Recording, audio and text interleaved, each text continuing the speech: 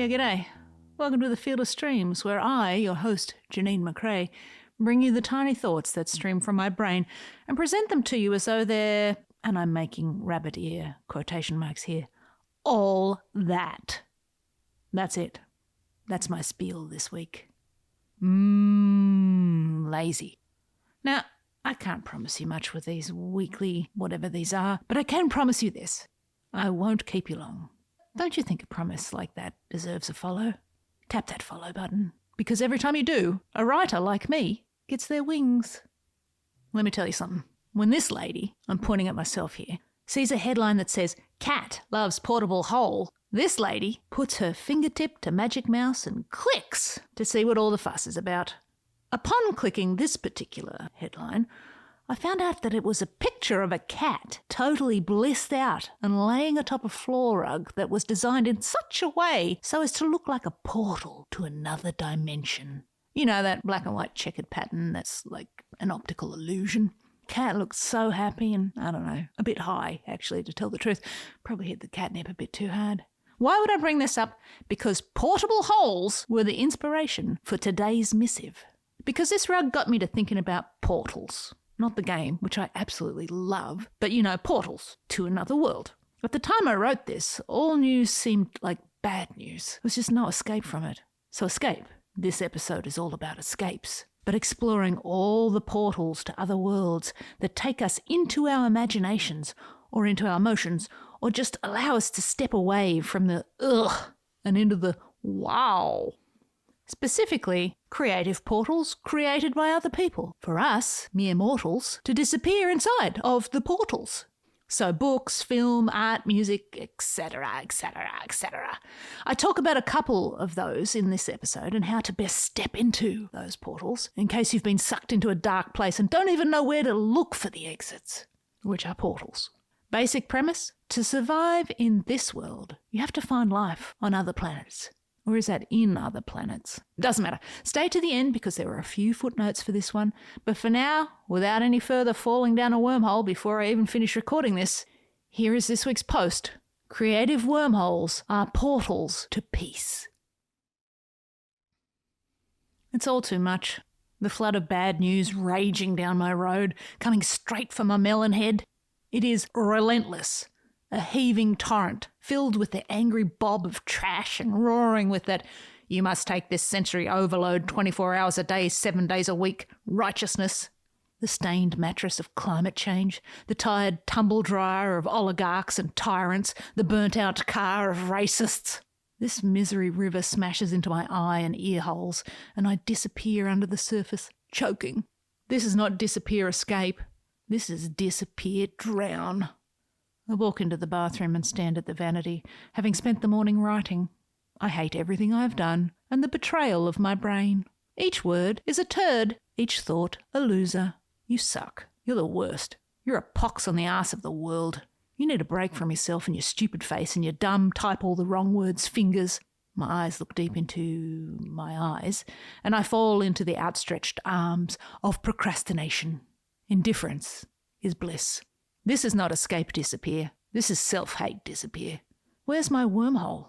Where's my portal to another world where I can just feel better, just for a bit? I'm not saying I need to go there for eternity. I live in reality, a state we should all try to be citizens of. But this other world where things are different, I just want to go to that world for a spell, to right my lifeboat so that I can float a while longer on this shitstream of news. I need oars. Do you have oars? Is there a world populated entirely by ore merchants with stores named the Moor, M-O-A-R, Oars Store, Dunk and Disorderly, out of this orbit? I want to go to that world, the ore world. There is escape to be found there. If only there were a way. Holy shit, I just remembered there is. I know where I can find these portals that have allowed minds to flee ravaged worlds and disappear completely into time and space and fantasy. The bored folk, the melancholy depressed, the self-loathing, hate the look of you people. Even the ones who are in a fine mood, actually, why do you ask? All these people have fallen into wormholes willingly and joyfully, and you can fall in too. This way to the wormholes. Let's start with some snoot. This portal is as old as caves and as contentious as the colour Tiffany blue. Slip on your best wormhole travel pants and escape into the A of art. Right there in that little hole in the centre of the letter itself. Get sucked on in to a big A or small a vortex. Doesn't matter. It can start out a bit Picasso, but maybe it'll turn a little Mondrian before disintegrating into whatever shit you're into. This is one of those wormholes that has many branches and alternate timelines. You've just got to find one you like. People might try to tell you how to look at art before you step into that wormhole, but all you need to start leadies and gantlefolk are peepers. All that analysis shit can come later, because the escape is the initial sucking in, and once you've been sucked in, you'll be pulling at your hands to watch the trickle of paint and colours dribble from your fingertips. You'll be sliding the Vaseline of unexpected and unlocked emotion all over that dried-out husk of a heart, and you'll think, yes, and of course, and this wormhole makes me feel funny inside. Maybe it'll make you angry. I once stormed out of a gallery, the Whitney if I recall correctly, because a Twombly made me mad. I still think about that day.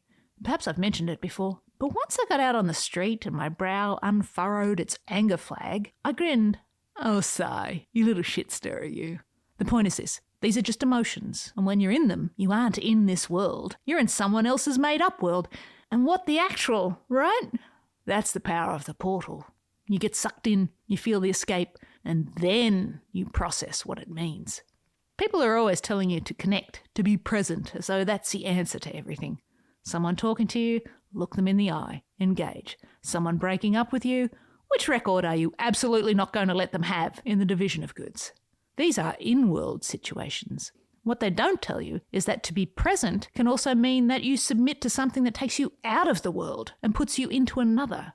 This is a state of being depresent present. And personally, I think it's kind of essential if you're trying to make it through a long life and not go bonkers or sink into a lifetime of anger and sadness. Art is a depresent present wormhole. It's okay to get out, to get in. You'll find visual art wormholes every damn where. Galleries, books, on the street, the television, the sides of buses. And there's this thing called the internet, which you'll need to be careful with as it's also the portal to pain with the shitstream. But there's plenty of art to take a squiz at there. Here's another classic. As old as stone but light as thought. Let's explore the double-barreled O's of the word book. Put on your word galoshes and wade on in through one of those windows, like you're watching an episode of Playschool. Feel the tunnel walls as you are pulled into the cavernous vortex of another world.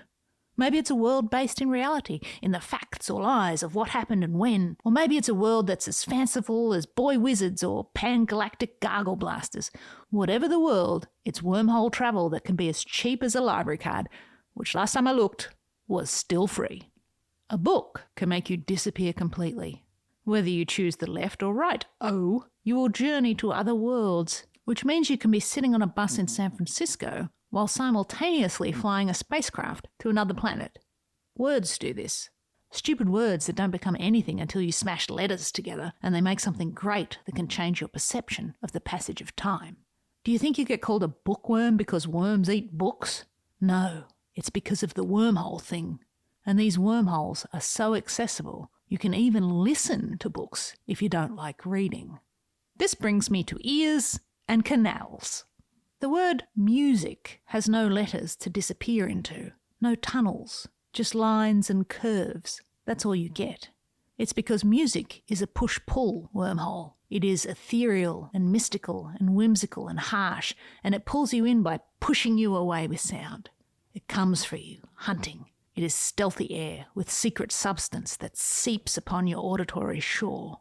Once it finds root, it smashes into the hammer and anvil of your desires. The escape of music is the dissolution of your marriage to reality.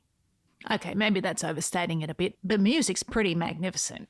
Some music also mixes words, called lyrics, into the recipe of its creation and incarnation. It's a twofer wormhole, or really a threefer, words, sound, art, where visual languages are mostly experienced via the eyeballs to send signals to the brain to be processed. Music sneaks in after a night on the town and throws up all over the carpet of your bedroom. Blah, process this. Notes are crowbars prying open the feelings box. Today's mood? melancholy speed metal with soothing undertones of murk. Music is a dial where the worlds are emotions and the feelings are infinitely tweakable. The bass of your mind, the treble of your heart, classical swells that soar your brain out of windows and into the sky to float about on wafts of notes, divine symphonies, cataclysmic din, walls of sound that we scale using the ropes of our hearts. This escape is infinite. These worlds are high fidelity, and once they exist in your brain, you can never forget them. Earworms! I rest my wormhole case. I could go on, and I've left a lot of shit out, even in the 3 wormholes I've mentioned here, but you get the picture. All of these escapes change moods, or reinforce moods, or bring you further into the melancholy and pain or joy and triumph to allow you to feel and wallow and accept the moment, so that you may come out the other side and live in the now. Escape is a beacon. Escape is necessary. To come back, first you must go away. It can be easily done. Bleaches out in the sun, etc. Of course, not all wormholes lead to good worlds. There are bad books. There is bad art. Record stores are stuffed to the bin brims with bad music. But you can't find what you like without first sticking your tongue onto the battery terminal of taste. And you can always walk away from a sculpture that makes you feel bad. You can stop reading at any point. The off switch is primed for the soft pad of your finger. You can shut down a wormhole before it sucks away your life force. That's just some advice I'm throwing in for free. Too long didn't read? Life's too short to sit in shit. Choose your wormholes wisely and disappear like a blissed out cat on a vortex mat. Words, visual art, earhole magic, whatever. Take the time to disappear into worlds outside your own. The washing up can wait. Fade right on out and away to another world created by another human being and be an airstrip to their plane of imagination. Now, a word on endings. People make stuff. Hooray! And you escape to that world and you get invested. Good for you. But you don't own that world. You're just visiting. The omnipotent observer. You have no say in how it ends. So if you get into that world and it doesn't end the way you want it to, get over yourself and go make something different. This is not about what you want, it's about what happens. And learning to deal with disappointment is just as critical as learning to live with joy. Disappointment can happen at both ends of the wormhole. Sometimes the person who created it ain't so chuffed on how it turned out either. And you know what they do? They step away and move on to the next one. Because these wormholes don't make themselves. Or, as they say in the classics, where there's a world, there's a way. And there you have it, today's episode. Long one today. Footnotes, footnotes, footnotes. At one point, when I'm talking about using art as a portal, I say, this portal is as old as caves and as contentious as Tiffany Blue paint, or something like that. So Tiffany Blue is the official name for the colour Tiffany uses in all its marketing and branding. You know that blue. So the footnote contains a quote from a guy who made a Tiffany Blue knockoff because, and I quote, Tiffany Blue, it's illegal for you to paint with it, it's trademarked in every category, that's why we had to set it free. The knockoff colour he created is called Tiff, and it's a, quote, super flat matte high grade shade that is basically the Tiffany colour, but you can use it legally. I also mention Playschool in the piece, which for any colonial Commonwealth kids, you'll know all about Playschool. It was a kids show when I was a little tyke. Came on before Sesame Street, or maybe after, I can't really remember. Had Big Ted and Mr. Squiggle drawing with his pencil nose, and at some point in every show you would choose a window and then you'd get pulled through the window to go watch a video. That's basically all I'm talking about. There's a link in the description. Memories. The Pan-Galactic Gargle Blaster needs no explanation if you're a Hitchhiker's Guide to the Galaxy fan, but just in case you've never heard of it, it was invented by Zaphod Beeblebrox and is considered the best drink in existence. They describe the effects of drinking it as like, quote, having your brain smashed out by a slice of lemon wrapped in a large gold brick, end quote. It is recommended that you drink no more than 2. I've gone on long enough. This is the longest one so far, I think. I hope you'll come back for more. These little missives are designed to inspire creative folk like you to get out and make something of your own. Go on, get out there and make it. If you enjoyed this ramble, please follow the podcast on whatever platform you choose so that you may never miss an episode. But for now, I'll leave you with this.